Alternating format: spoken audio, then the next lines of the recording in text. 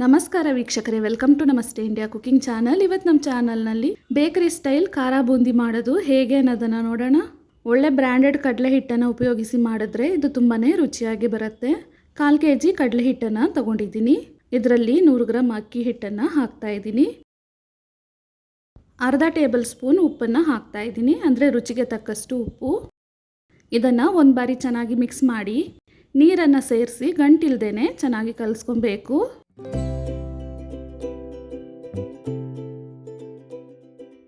ಸ್ವಲ್ಪನೇ ನೀರನ್ನು ಹಾಕಿ ಕಲಿಸ್ಕೊಬೇಕು. ನೀರನ್ನು ಮೊದಲೇ ಜಾಸ್ತಿ ಹಾಕಿಬಿಟ್ರೆ ಮತ್ತೆ ಅದನ್ನು ಸರಿ ಮಾಡಬೇಕು ಹಿಟ್ಟನ್ನು ಸೇರಿಸಿ. ಆದ್ದರಿಂದ ನಿಧಾನವಾಗಿ ಸ್ವಲ್ಪನೇ ನೀರನ್ನು ಹಾಕಿ ಕಲಿಸ್ಕೊಬೇಕು. ಇನ್ನೊಂಚೂರು ನೀರನ್ನು ಹಾಕ್ತಾ ಇದ್ದೀನಿ.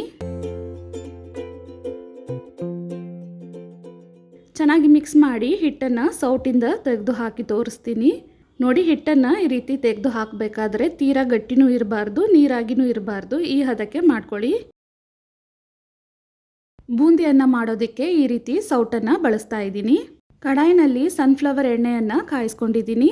ಎಣ್ಣೆಯನ್ನು ಚೆನ್ನಾಗಿ ಕಾಯಿಸ್ಕೊಂಡಿರಬೇಕು, ಇಲ್ಲಾಂದರೆ ನೋಡಿ ಈ ರೀತಿ ಶೇಪ್ ಚೆನ್ನಾಗಿ ಬರೋದಿಲ್ಲ. ಇನ್ನೂ ಸ್ವಲ್ಪ ಎಣ್ಣೆಯನ್ನು ಕಾಯಿಸ್ಕೊಳ್ತೀನಿ ನೋಡಿ. ಈ ರೀತಿ ಸ್ವಲ್ಪ ಹಿಟ್ಟನ್ನು ಎಣ್ಣೆಯಲ್ಲಿ ಹಾಕಿದ ತಕ್ಷಣವೇ ಮೇಲೆ ಬರಬೇಕು. ಇವಾಗ ಕಲಸಿರುವ ಹಿಟ್ಟನ್ನು ಈ ಸೌಟಿನ ಮೂಲಕ ಹಾಕ್ತಾ ಇದ್ದೀನಿ. ಸ್ಟವನ್ನು ಹೈ ಫ್ಲೇಮ್ನಲ್ಲೇ ಇಟ್ಟಿರಬೇಕು. ಬೂಂದಿ ಪೂರ್ತಿ ಬೇಯೋವರೆಗೂ ಸ್ಟವನ್ನು ಹೈ ಫ್ಲೇಮ್ನಲ್ಲೇ ಇಟ್ಟಿರ್ತೀನಿ. ಒಂದು ಸೌಟು ಹಿಟ್ಟನ್ನು ಮಾತ್ರ ಹಾಕಿ ಒಂದು ರೌಂಡ್ ಬೇಯಿಸ್ಕೊಳ್ತೀನಿ. ಬೂಂದಿ ಒಂದ್ರ ಮೇಲೆ ಒಂದು ಅಂಟದೆ ಚೆನ್ನಾಗಿ ಬರೋದಕ್ಕೆ ಈ ರೀತಿ ಬೇಯಿಸ್ತಾ ಇದ್ದೀನಿ. ಇದನ್ನು ಇವಾಗ ಒಂದ್ಸಲ ತಿರುಗಿಸಿ ಬಿಡ್ತಾ ಇದ್ದೀನಿ.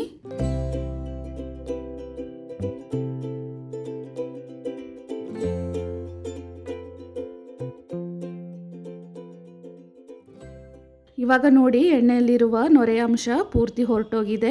ಈ ರೀತಿ ಆದಮೇಲೆ ಎಣ್ಣೆಯಿಂದ ಬೂಂದಿಯನ್ನು ತೆಗಿಬೇಕು. ಇದನ್ನು ಒಂದು ಪಾತ್ರೆಯಲ್ಲಿ ಹಾಕ್ತಾ ಇದ್ದೀನಿ.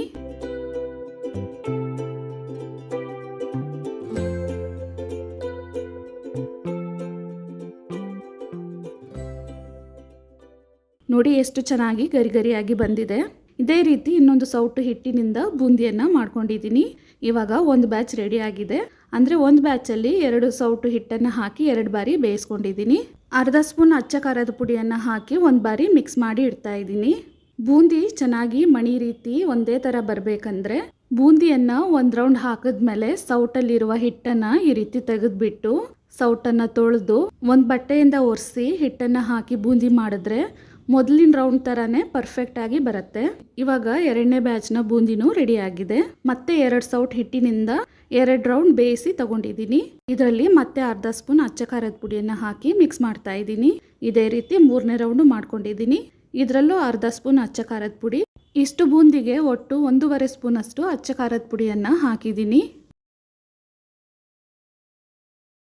ಇವಾಗ ಅದೇ ಎಣ್ಣೆಯಲ್ಲಿ 50 ಗ್ರಾಮ್ ಕಡಲೆಕಾಯಿ ಬೀಜ ಅಥವಾ ಶೇಂಗಾವನ್ನು ಹಾಕ್ತಾ ಇದ್ದೀನಿ. ಸ್ಟವನ್ನು ಲೋ ಫ್ಲೇಮ್ನಲ್ಲಿ ಇಟ್ಟು ಕಂದು ಬಣ್ಣ ಬರೋವರೆಗೂ ಇದನ್ನು ಹುರ್ಕೊಬೇಕು. ಒಂದು ದೊಡ್ಡ ಸೈಜ್ನ ಬೆಳ್ಳುಳ್ಳಿಯನ್ನು ಜಜ್ಜಿ ಇದನ್ನು ಹಾಕ್ತಾ ಇದ್ದೀನಿ. ಸ್ವಲ್ಪ ಬಣ್ಣ ಬದಲಾದರೆ ಸಾಕು. 2 ಕಡ್ಡಿ ಕರಿಬೇವಿನ ಸೊಪ್ಪನ್ನು ಹಾಕಿ ರೋಸ್ಟ್ ಮಾಡ್ಕೊಳ್ತಾ ಇದ್ದೀನಿ.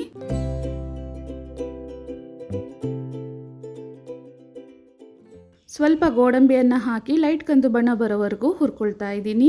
ಗೋಡಂಬಿ ಆಪ್ಷನಲ್, ನೀವು ಬೇಡ ಅಂದರೆ ಹಾಕದೇ ಇರ್ಬೋದು. ಇವಾಗ ಹುರಿದಿರುವ ಎಲ್ಲ ವಸ್ತುಗಳನ್ನು ಬೂಂದಿನಲ್ಲಿ ಹಾಕಿ ಚೆನ್ನಾಗಿ ಮಿಕ್ಸ್ ಮಾಡ್ಕೊಬೇಕು. ತುಂಬಾ ಗರಿಗರಿಯಾದ ರುಚಿಯಾದ ಬೇಕರಿ ಸ್ಟೈಲ್ ಖಾರ ಬೂಂದಿ ಇವಾಗ ರೆಡಿಯಾಗಿದೆ. ವೀಕ್ಷಕರೇ, ಈ ರೆಸಿಪಿ ನಿಮಗೆ ಇಷ್ಟ ಆಗಿದ್ದರೆ ನಮ್ಮ ಚಾನಲನ್ನು ಲೈಕ್ ಮತ್ತು ಸಬ್ಸ್ಕ್ರೈಬ್ ಮಾಡಿ. ಧನ್ಯವಾದಗಳು.